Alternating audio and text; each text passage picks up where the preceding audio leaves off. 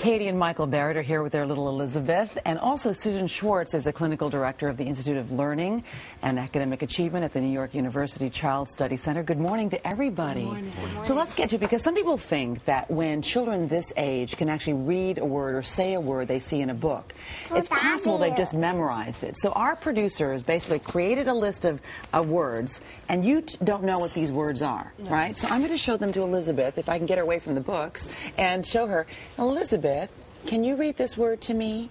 What does that read? Happy. Happy. And what about this word, Elizabeth? Zipper. Zipper. And what about this word, Elizabeth? Kangaroo. Kangaroo. And this word, Elizabeth?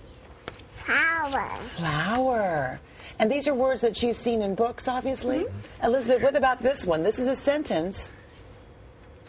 Not the written. Nice to meet you too, Elizabeth. Cowboys. Car. I know, you've got that book over there. Definitely. And I'm gonna go right to just a couple more. I know. Sit. Take a bath. And what about this one? Good. Good. Very good. Morning. Morning. That's a hard one. And you've never seen that before. Anne. Okay. I'm suitably impressed, and I think most people watching this are suitably impressed. But so how do you explain this? I know how it first started when you first discovered it. Michael, both of you, by the way, I should mention, are speech pathologists. Yes. Correct. Michael, you're an expert. So how did this happen? Well, we've tried to do everything we could to stimulate her language growth. From day one, Katie has been using sign language with her here. Sign language. You think that's helped in some way? We do. We think anything relating to language is a good thing to nurture. And but I think that there is more than that. I think that she's got some special abilities that has just been a fortunate thing that she's been born with. Now thank you so much, Elizabeth. Hey, I'm going to write you another word. Can I ask you this?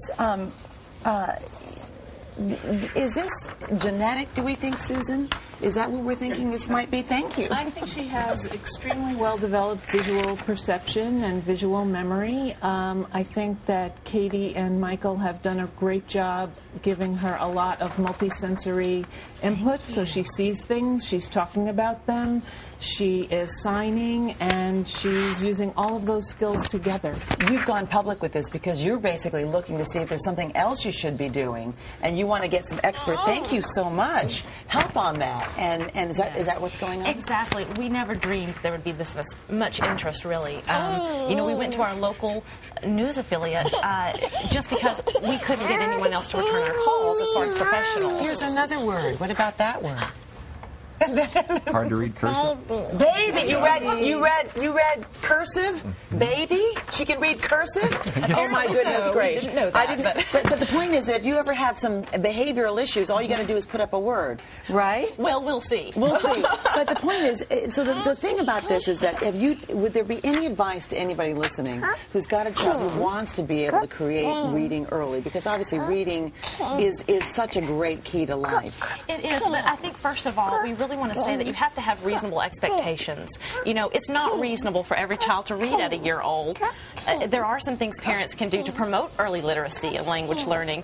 But again, this is something we never expected. We didn't teach her this. We don't sit down and drill her on words. She loves reading books. She's learning it naturally. I bet she's probably learned a lot of love of books, and she doesn't want to be kept from them from you as well.